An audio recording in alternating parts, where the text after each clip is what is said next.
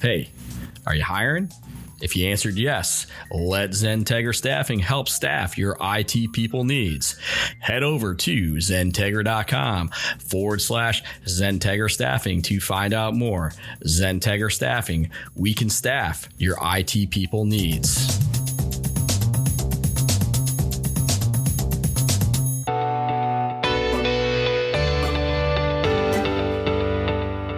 Welcome to another edition of the Citrix Session with your hosts, Andy Whiteside and Bill Sutton, your source for all things Citrix.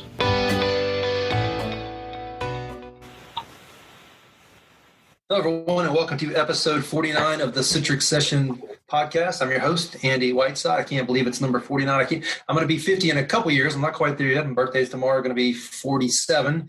But I can't believe we've already done almost 50. Bill Sutton, how's it going? It's going fine, Andy. You're a young buck still, man. Some days I feel that way. Some days I don't. Hey, I want to take a quick moment and thank you for being part of this almost every week. It's been, again, amazing that we've done almost 50 year to date so far. We've got a few more weeks going before we get to the end of the year. It's really been great to add this part of our regime and our regiment and our go-to-market strategy, getting the word out on some of these topics that you and I find interesting, and I'll say it again for the audience and for a couple folks on the phone with us here. We do this partially just because we want to get an opportunity to talk to people and learn about the product as well.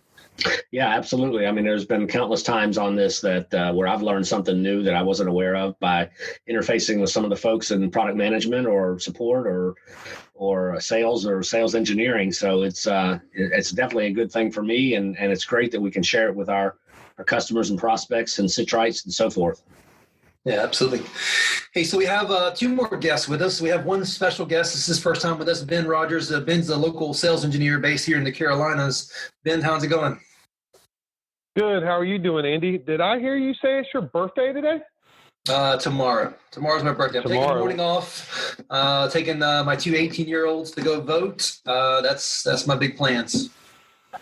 Awesome. Well, happy birthday, and good for you for getting your children out there to vote, man. That's awesome. You know what I've got to do, though, and maybe my birthday is a good way to do this. I've got to make sure we vote every year instead of on the big, presidential election years and things where, it gets more notoriety. That's my goal going forward, is to make sure I don't just hit the big ones and we hit them all.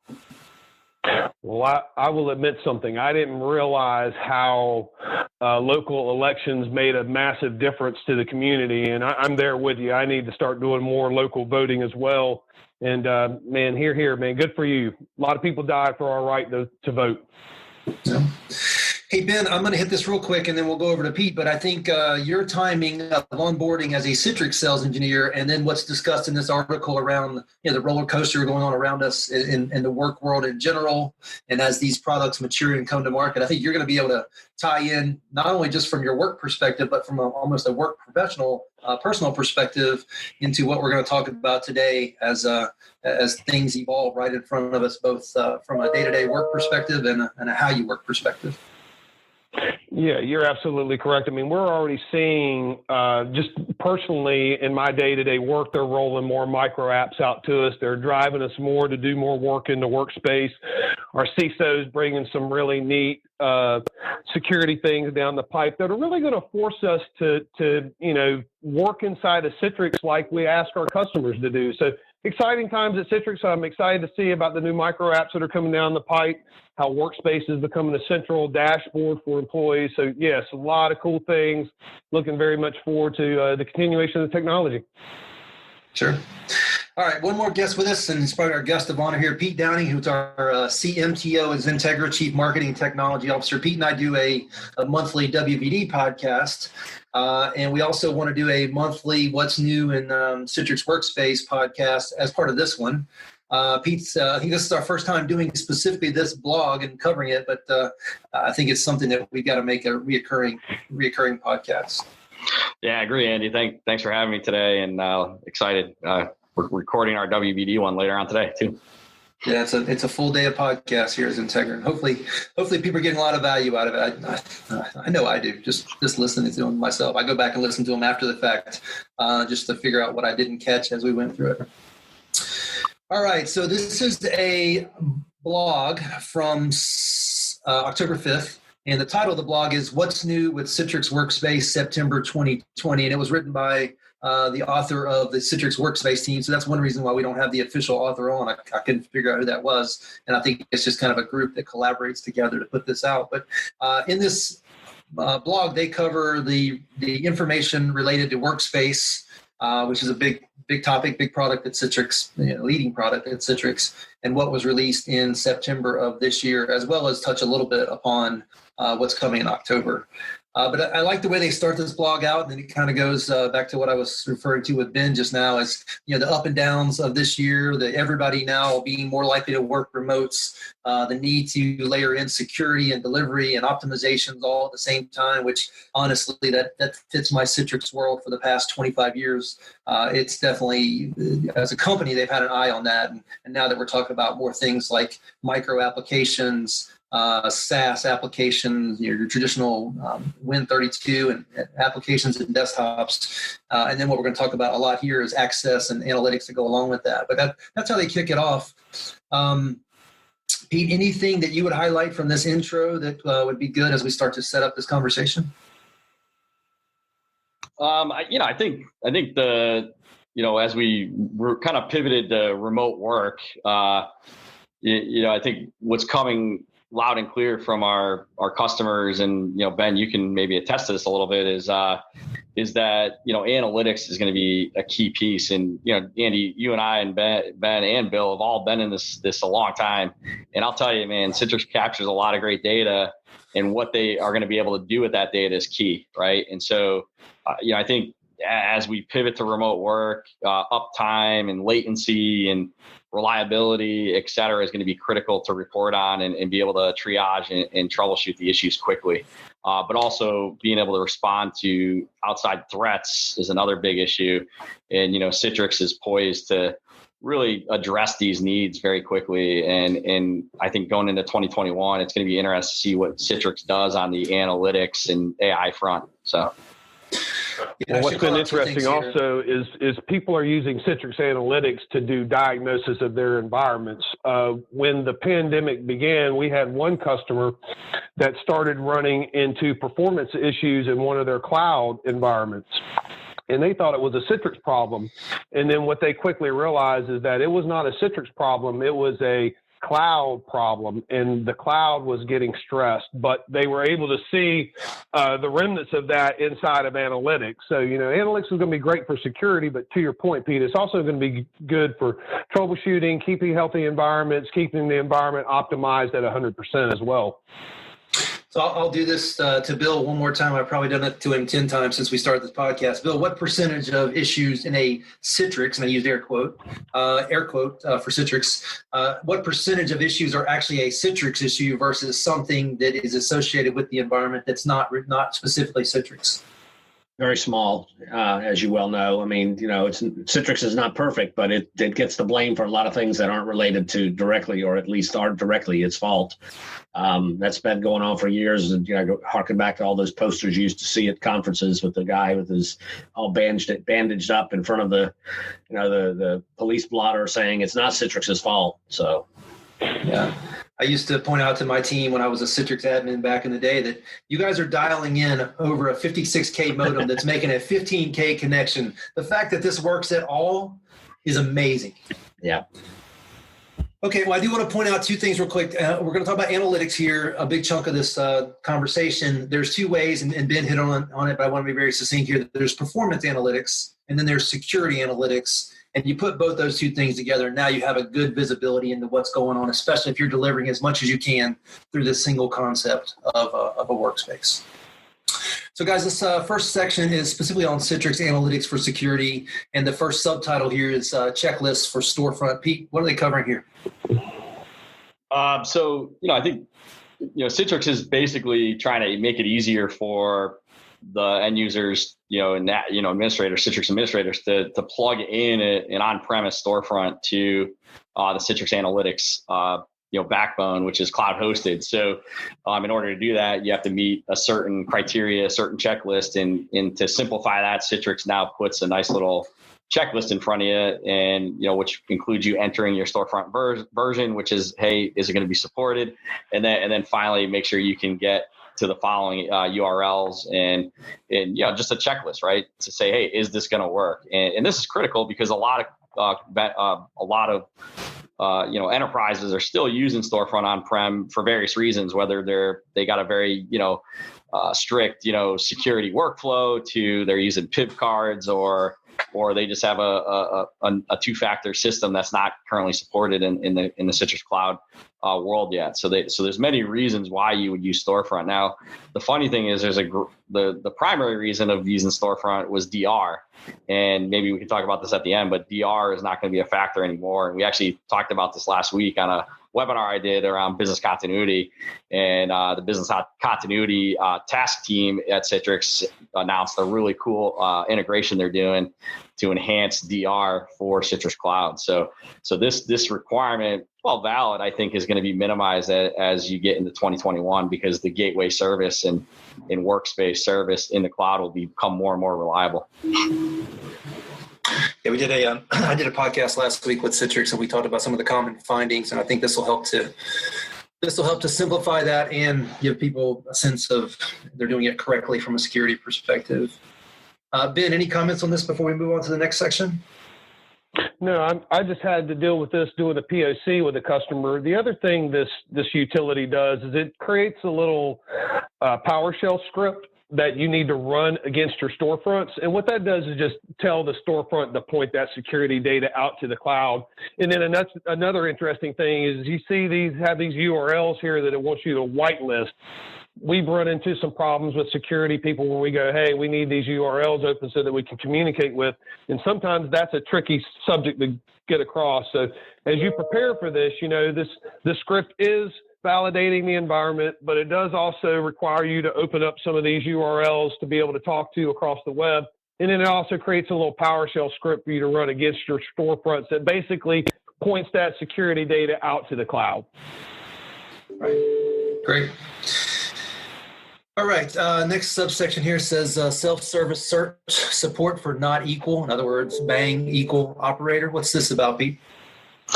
The simple answer here is it wasn't there before, so it's going to make doing custom searches and being able to have different scenarios and et cetera within the analytics system supported. So, for example, the example they use, just for the folks that are listening, is you could show all users logging outside of Canada. So, before it was very hard to do this kind of operator. So with the not equal operator, it's easy to say not equal to Canada now, versus having to go in and select everything but Canada. So it just makes it simple when you're trying to create, the various rules within the analytics engine to what to look for and then what action you're going to take. Again, the evolution of the system and being a little bit more query friendly, if you will. Yeah. So this is saying only trust Canadians? Is that what it's saying? Yeah, well, according to this blog post, yeah, but no, just that's the example they used. Yeah. Hey, Bill, any insight on this? Go ahead, Ben. I could also see it being a way to zero in on anomalies. If you see something weird and you want to kind of zero in on that, you could use this command to kind of, filter everything out except for this.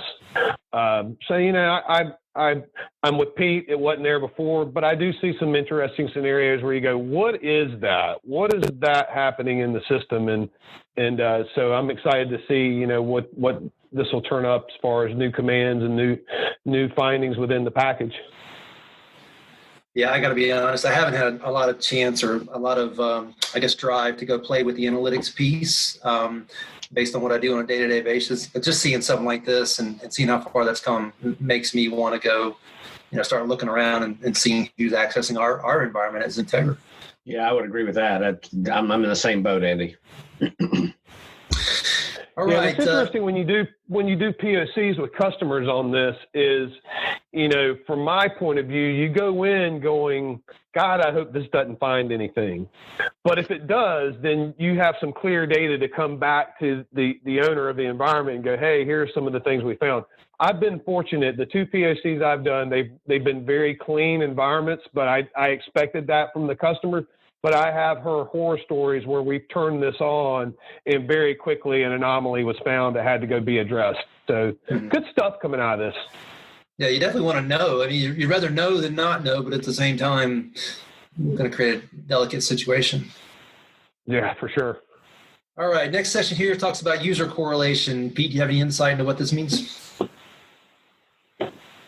Yeah, back to Ben's point, not every environment is going to be clean, right? So if you go and do a discovery of your various users from the various sources, you might, and they use the example here, Joe Smith. Joe Smith might have different identifiers. So the examples they use is his email, maybe a username that comes from abbreviated Joe.Smith because it got cut off some reason, and so based on the data sources, it might instantiate Joe Smith different ways, and how Citrix sees that is going to be key to make sure you're identifying Joe Smith properly. So Citrix has enhanced what they call discovered users to be a little bit more granular, so that way you're not getting duplicated users in your reports, and you can take Joe Smith and whittle them down to the various identifiers that he has in the system. So pretty cool feature, and again, just trying to make the data accurate. As you know it, Andy, I love data, so the more accurate it is, the better results you're going to get.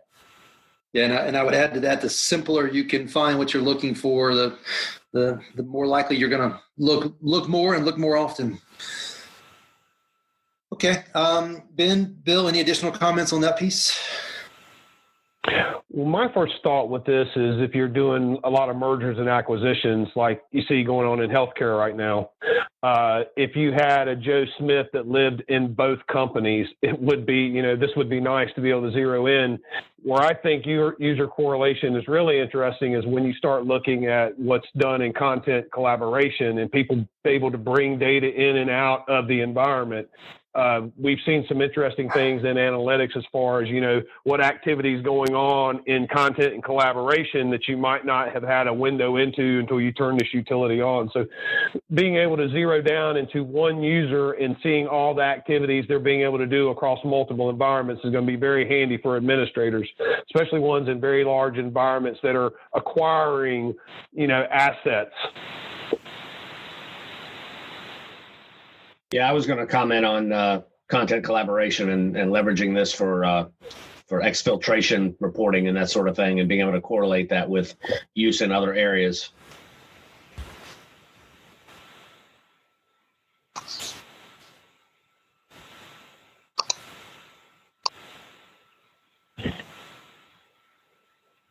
All right. Sorry, guys. I had a little issue with the mute button. All right. Well, now we're moving on to the next section, which moves us into more of conversation around using analytics for performance purposes. And the first subcategory here is Citrix Policy Object Insights. Pete, you want to describe that? Yeah, sure. So, as we all know, one of the biggest, and, Ben, you can attest to this because you were a customer at one point, login time matters, right? And usually, if you dig in based on the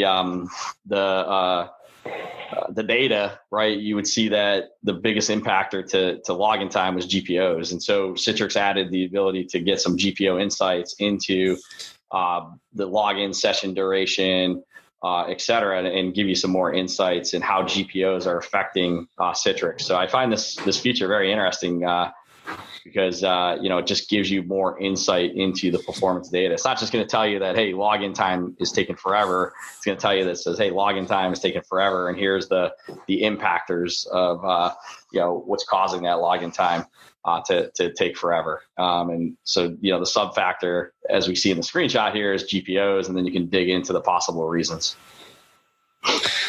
Yeah, Bill, you ever seen an environment? This is cool. You guys ever seen an environment with 25 or more GPOs on the user or the machine or both? Oh, yeah. It's crazy, isn't it? I've run GP results many times in my life. So have I. Yeah. This is going to be cool, though, because, it's going to allow you, like, let's take an environment that had multiple agents running in the environment. You got your AV agent, you might have a web interface agent or a web security interface agent, and all those things take time to load. With this tool, we can kind of go, all right, we know it's something in the GPOs. And then at that point, we can start digging into the GPOs. Imagine the admin that has to make GPO changes. They now can rely on this tool to make sure those changes are successful. So I think this is awesome for administrators across the board. Hey guys, it probably goes without being said, but maybe for some of our audience, I need to say this. The idea that this all starts by aggregating as much as you can through the workspace concept, whether that's SaaS or in this case, x86 applications and desktops, Wintel stuff. Once you have that central point of delivery, aka Citrix Workspace, now all of a sudden all these analytics, performance, security come into play, and now you have visibility that you've never had before. Yeah, and the other thing that's cool about it is this is bolting on to all of our products. So, we're able to collect data from content collaboration. We're able to collect data from endpoint management. And when you can start zeroing down from the device back into the environment, that's a lot of rich data and gives you plenty of places to start looking at failures and also start looking at optimizing the environment. So, with the pandemic and everybody going home, one of the big questions we have is, do you trust the unit that they're on coming back into your environment? And you would be surprised how many people look at you and go, I don't know if we can even collect data on that. Where now with these tools, we can start doing that. We can start looking at what does the end user's machine look like? Is it secure? Is it not secure? If it's not secure, what risks are on them? So a lot of good stuff is starting to come down with all this data. Yeah, data is key and very valuable, especially if you can get in the middle and see it from both directions, right? Yeah, like here, what you're looking at with machine performance, this is analyzing the VDAs in the background. So let's say somebody calls and says they're slow performance. You immediately can go in this and see what is the performance of the VDAs. If they're spiking here, then you've got some kind of problem with the VDAs or the virtualization that's creating the VDAs, but you now have a place to start going. If you were to look at this and these stats were low, the next thing it would tell you is it's something outside the VDA environment. So I either need to start looking at networking, or I need to start looking at, the application servers themselves. What database server am I talking to? Is it healthy? So again, from a 2-second window, you can immediately see, is there a problem in my VDAs, or are my VDAs healthy? And I need to start going down the chain to figure out the next problem.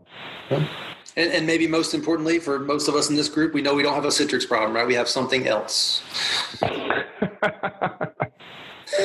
All right. Next section here talks about machine statistics, and it actually says coming in early October. I guess they got a little excited when they wrote this blog. But what is machine statistics talking about, Pete?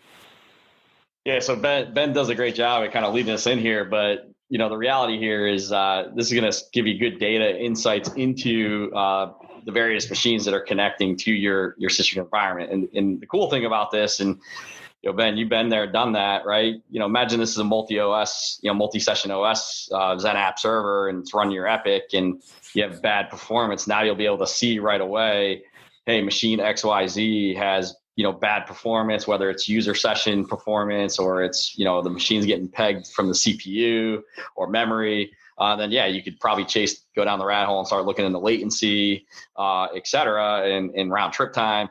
But what's key here is you'll be able to tell quickly, is it a Citrix issue or not?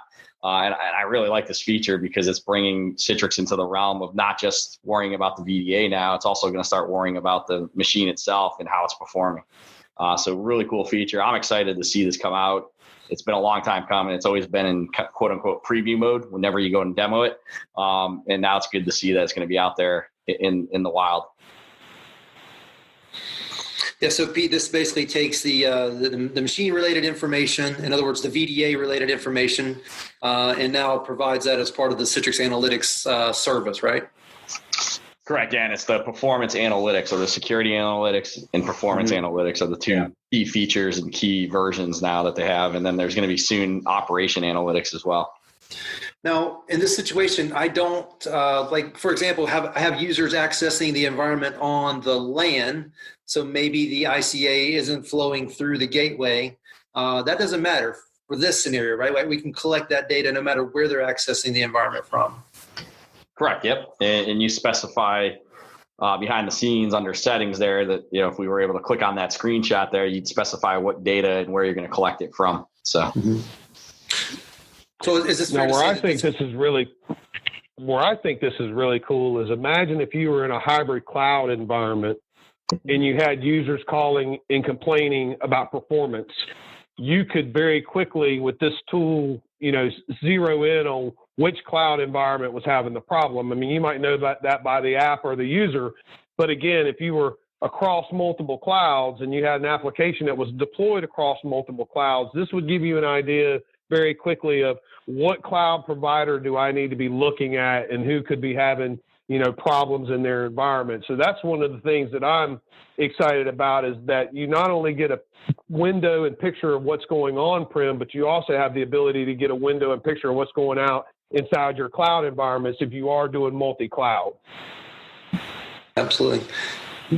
Bill, you could have used this tool once or twice in your past, right? Absolutely. This is really good stuff to have available to us now, to our customers. Now, let's also talk from a pricing and budgeting perspective here. If I was a CIO, I might use this tool to justify purchases, changes in the environment, but I also might use this tool to get a snapshot of before a change, after a change. So I'm not only trying to, influence our administrators with this tool, I'm also trying to bring value to the decision makers going, hey, there's some data in here that can help you justify purchases or justify why you did things the way you did. And so again, it's an awesome tool for analyzing the environment, but I also see some value for some leadership with this because now they can justify the moves that they're going to make and not have to, just explain this in thin air. Yeah, for sure. They can definitely show that they've done the right thing, or they can show that things still need to be evolved. And those are big decisions. It is big decisions. And guys, would it be fair to say also that there might be some ways to leverage this either now or in the future so that you see workloads that might be on-prem and in the cloud, the same app being delivered from both, and see that performance is failing on one side or the other and quickly move things towards the side that's better performing at the moment? That would be interesting. All right. Next section here talks about failure insights, also coming in early October. Pete, do you have a good handle on what this is? Yeah. So, they use a great example here. They talk about, that a machine is considered a black hole, right? So you want to be able to know if a machine has gone down and you want to be able to detect it very quickly. So, how many session failures have you had? How many unique users, how many HDX overall sessions do you have? And then that way you can kind of gauge yourself on, the failures. And then if you're getting a lot of failures, you're going to want to know why and what and how and where, right? So you can minimize those failures and understand where they're failing, why they're failing. Is it connectivity issues? Is it password issues? Is it, the session just doesn't log in? I mean, there's a lot of reasons why failures happen, as Ben knows, because you were in the trenches for a long time. But yeah, this is a cool little feature as well to give you insight into failures, because you don't always have insight into those failures. So I have a story around this. We had a customer, nationwide customer, and they had a lot of help desk tickets coming from a certain region of the country. And when they started a support ticket with us, we started noticing we're like, everybody that's having problems is within this one region. And then we discovered that region was having an internet failure from the internet provider in that area. And so again, this was a way of, this was presenting itself as a Citrix problem, but when you started to kind of look in, you were able to identify that, hey, this is coming from a certain geographic region. And when they dug in even deeper, they saw that, a carrier was having a problem in that region, which explained why all the issues were going on. So then the customer could go back to that specific carrier and go, hey, we noticed in Southwest Ohio, all our users are having poor internet performance. What's happening? So again, the ability to gain insight into things can give you a quick up on how to get it fixed. Yeah, that's a great highlight on just having the information helps to get to the result or the answer so much quicker. All right.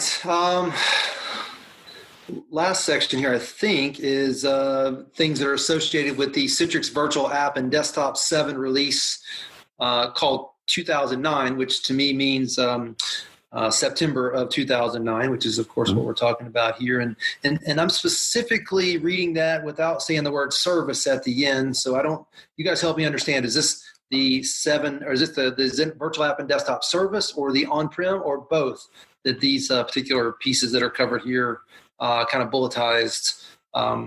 Which one, or at least when you're going through them, let's call out, is it the on-prem, the service, or both? So Pete, let's start with this first one.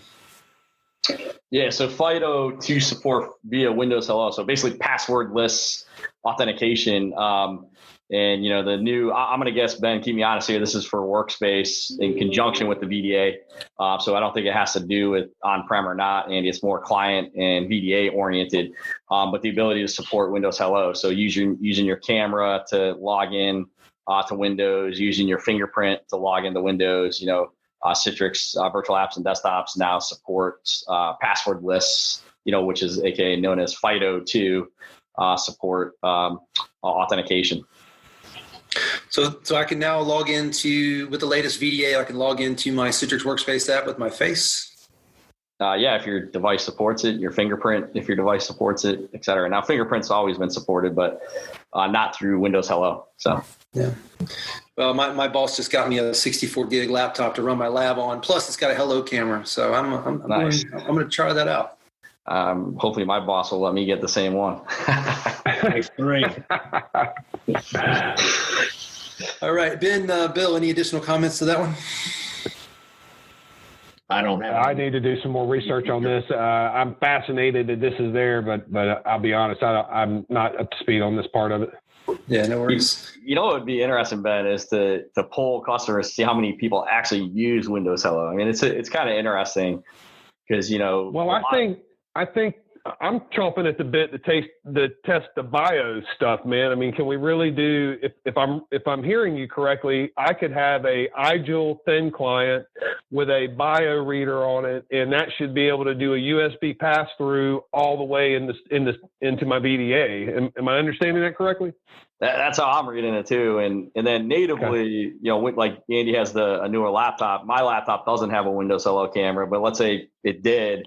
I could use Windows Hello to authenticate my face, log in, and it would pass through all the way to the VDA session as well. And again, it would be just interesting to see how many people are using this feature and how enterprise ready is Windows Hello.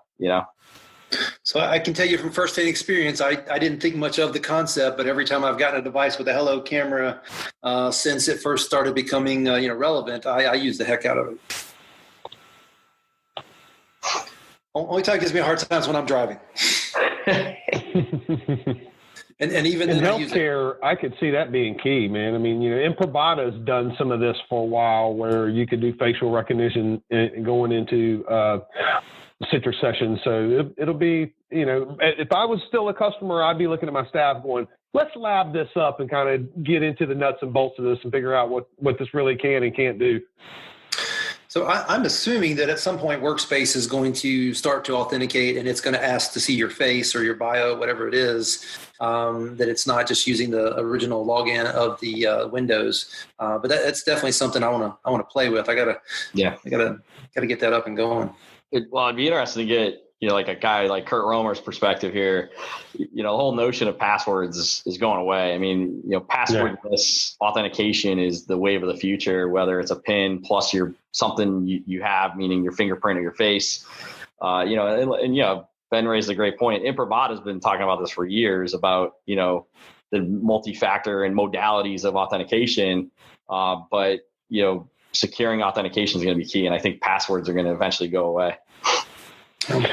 Well, and I see, this is kind of getting way out there, but like I always envisioned that the smartphone would kind of be the central hub for a lot of the authentication mechanisms. So what I wanted to see at CNSA was a doctor come into the building, the smartphone be smart enough to realize that he's in one of CNSA's facilities and then asked him to bio-authenticate. And then at that point, he's bio-authenticated to his phone. It starts a session on his phone, and then basically that session's passed from device to device to device to device. But really what's doing the authentication, it's starting at the cell phone, at the smartphone when the doctor gets into the building. Now, of course, when he's not in the building and he's remote, there might be facial plus PIN or facial plus fingerprint or something, you know, some dual factor. But to me, it's going to be interesting to see how they handle when the person's in a facility and when a person is out of facility, and what the difference is in that authentication mechanism and where that authentication is coming from. Personally, I wanted it to be done on the cell phone because everybody has their cell phone with them, but I could be, not understanding. Well, the key here is giving people the options of configuring it to whatever degree they think is right for their organization, both from a operational perspective as well as the security piece. All right, next bullet here is session recording alert notifications. I am a big fan, have been for a long time, of session recording, what we used to call, Yep. What was it originally called, guys? Shadow, screen shadow. No, anyway. The more appropriate name. I can't remember. I'm going to have to Google that while we're going through this. But anyway, the ability now to get an alert to your admins when something's happened that's kicked off session recording, and they need to be aware it's happening. Yeah, and this is coupled with security analytics. So you can set policies up to do screen session recording as part of a series of actions and policies. And then the way I read this, Ben, and I don't know if you've used it yet, but is that you get an alert in your inbox and you click on it and you get the screen recording, which was kind of nice. So you don't have to log into the system necessarily to go look at the recording. Was it called Smart Auditor? Smart Auditor. Yeah, exactly. Yeah. So I don't know if we need to cover too much on this, but go ahead, Ben. I would be very excited about this, and this goes back to what Bill said earlier. Imagine that you have an employee that is about to give their notice and they're downloading a bunch of proprietary information. This would be good is if it's going to trip security, do a session recording and then email that to you. That is awesome, man. That is worth its price in gold to me. Yeah, I had a conversation with a security CISO guy last week, and we were talking about some of the things you can do once you put Citrix in the mix. And honestly, guys, it baffles me that more security folks don't understand the concept of presentation layer and what all can be done there, including all these security analytics and session recording that truly don't understand or haven't even looked into the idea of deliver, not deploy. Yeah. All right, next section here, browser content redirection for Linux VDAs. Sounds exciting. Yeah, so what's really cool about this is, one, it's showing that Citrix is still very committed to the Linux side of the house and enhancing Linux. And as we all know, Linux can be just an inexpensive way to host a web app or just a simple app, let's say, in the cloud or even in your backend infrastructure. So it's really cool to see this feature, but browser content redirection is interesting because you can, have a scenario where maybe you go to, www. And it's just generic example here, twitter.com, and you don't want that necessarily in the, in the session. You could say, hey, you're going to go into a browser session hosted in the Citrix Cloud, or you're going to go into a browser, an embedded browser session on the endpoint that the Chromium browser that's built into the workspace, or you're going to allow them to even surf in the native browser now with App Protect if they have it turned on. But I guess the key here is browser content redirection is supported now in the Linux VDA, and that just allows you to say, is the browsing going to happen locally or up in a browser or a throwaway browser in the cloud? So I'm excited. It just shows that Citrix is committed to continuing the parity, feature parity with the Windows and Linux VDAs. So I guess I'm confused on why it says Linux VDAs. Is it really talking about for the Linux-based workspace app, or is it truly talking about within a Linux session doing content redirection?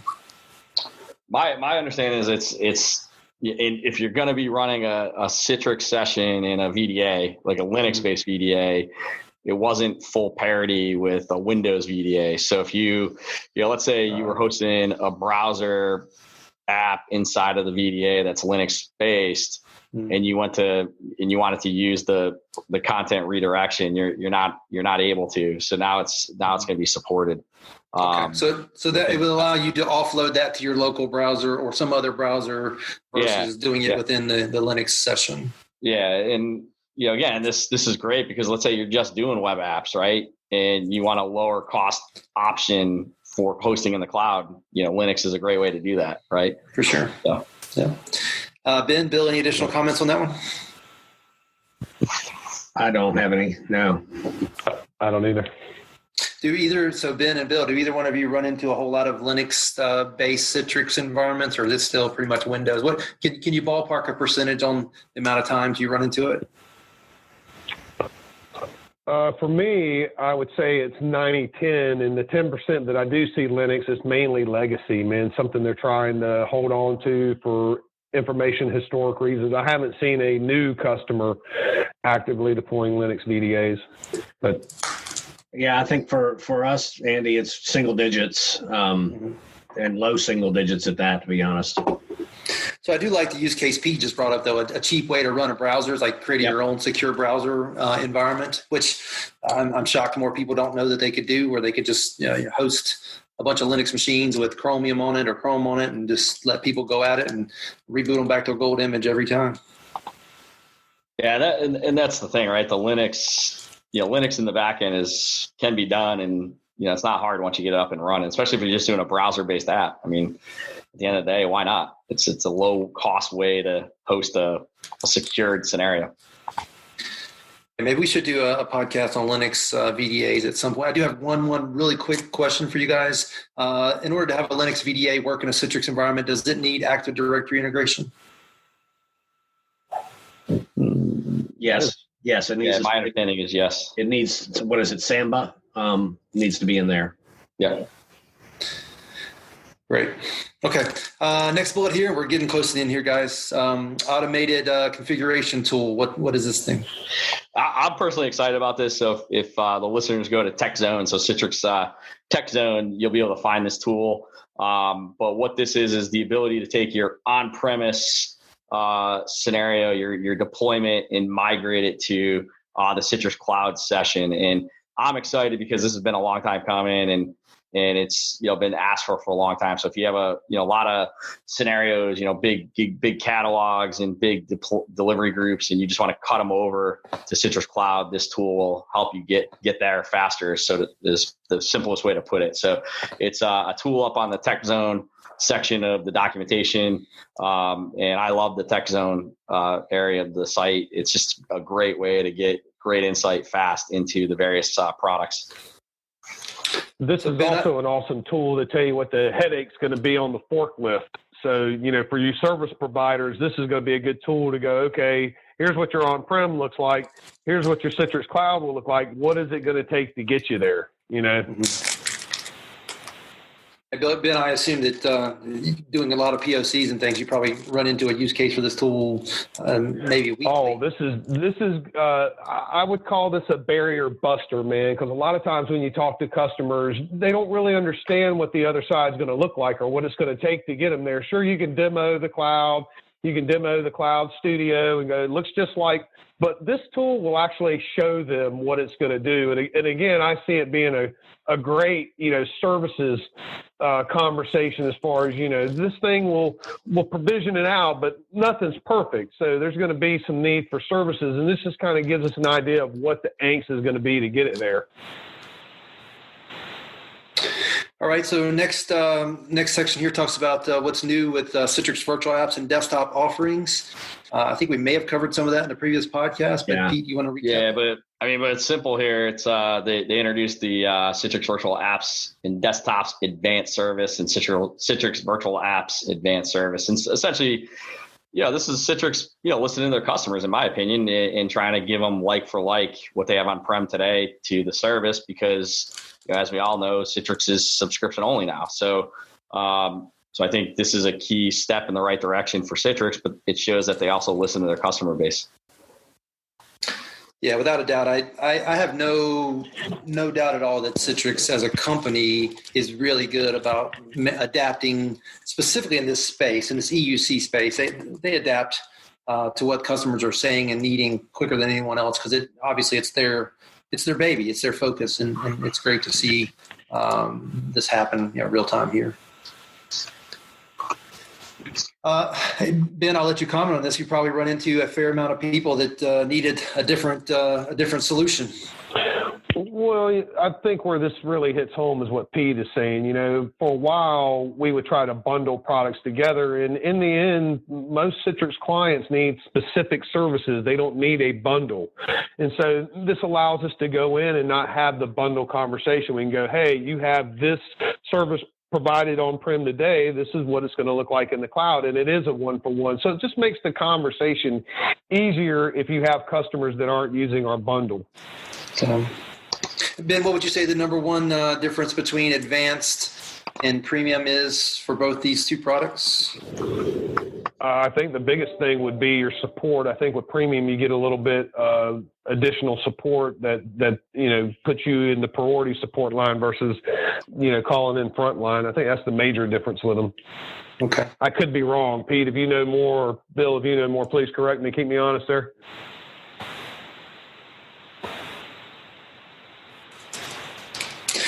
Okay, so the last section here talks about Google Cloud Platform, which Pete knows this. I'm a big fan of the concept of having more than just Azure, right? GCP and AWS are good alternatives. I haven't seen enough uptick in the GCP world to take my eye off of Azure as much as I thought I was going to.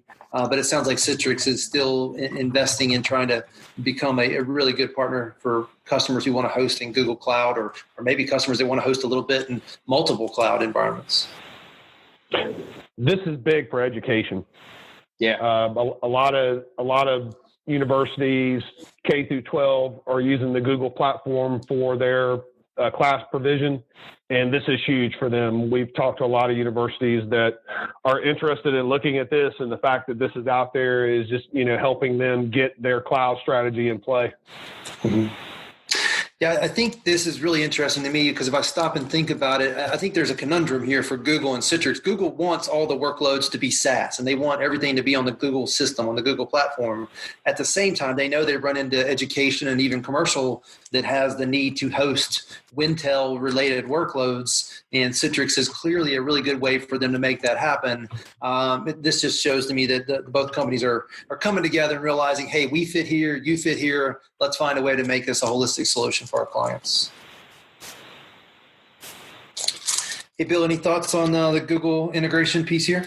No, it's I know they've been working on that for a long time, and I'm with you. Having another cloud provider option for customers is definitely a win. So I'm glad to see this. If nothing else, just another player to keep the cost in line, so that exactly one player doesn't run off and raise their prices for consumption based items. Yeah. All right, Pete, any comments on the Google piece here? No, I think just to summarize here, it shows that Citrix is committed to enabling the Google Cloud Platform, and they have a lot of great functionality. But it's going to be interesting to see how the various the public clouds unfold in the next, let's say 1 to 3 years, and how we're talking about cloud in 3 years from now. Sure. Cloud as an IaaS, cloud as a PaaS, cloud as a application as a service, SaaS. It's going to be interesting. It's coming, right? It's already here, but it's only going to grow over the next couple of years. Yep. Well, guys, I appreciate you joining. We should make this a standing monthly podcast to make sure we review what Citrix has released here with the Workspace product. Obviously, it's probably the most important thing we talk about in the Citrix world, and making sure we help people stay up to date. Ben, I appreciate you joining us this time. No problem, Andy. I appreciate it. It's fun. It's definitely great to see how much you've absorbed since joining Citrix. What's been a year? Has it been a year yet? Yes, sir. I had my year anniversary last month, so it's been interesting for two things: to come from the customer side over to the vendor side, and then to come from a truly tech managing position to more of a strategist sales position. So I'm having fun, man. It's been an interesting time, and I appreciate everything XenTegra has done for me to help the transition be smooth. And man, I look forward to working with everybody in the future. I hope you get a lot less late night calls than you used to. Nobody. A lot of people don't understand what it means to be, available to healthcare from an IT leadership perspective. That is some serious pressure, and that's a real job there. Yeah, well, I mean, I always had to explain to staff that when surgeons are calling you at night, they're dealing with something that's life and death. So for them to wake you up with a computer problem shouldn't be a big deal when they're dealing with something that, just imagine dealing with a child and having to go tell a parent bad news. That's not something an IT engineer has to do. So I appreciate your respect, but, man, that is a hard role, but the IT people have the easy part of the role, in my opinion, when it comes to healthcare delivery. Yeah. Hey, Pete, anything else you want to hit before we stop this podcast? No, I'm good. And thanks for having me, Andy. I'm just excited to see all these great features coming out of Citrix around Workspace and virtual apps and desktop service. So, I love seeing all the new things they come out with every month. Well, there's no doubt it's not stopping. You kind of get to a point where you feel like, okay, what could possibly be next? And here comes something else. All right. Hey, Bill, anything else from your end before we adjourn here? No, I would echo what Pete said and also kind of go back to what we talked about at the beginning. There have been things here today that I wasn't aware of that now I am. So it's a good thing all around. And I would also want to thank Ben for taking his time to participate, and Pete, as always, thank him for his time. It's great having you guys on today. Yeah, absolutely. Thanks. You are welcome. Thanks, guys. Yep. All right, guys. Well, with that, we'll wrap it up, and we'll do it again. We'll definitely do it again next week, and maybe we'll get this group together either next week or in the coming weeks. I appreciate your time. Not a problem.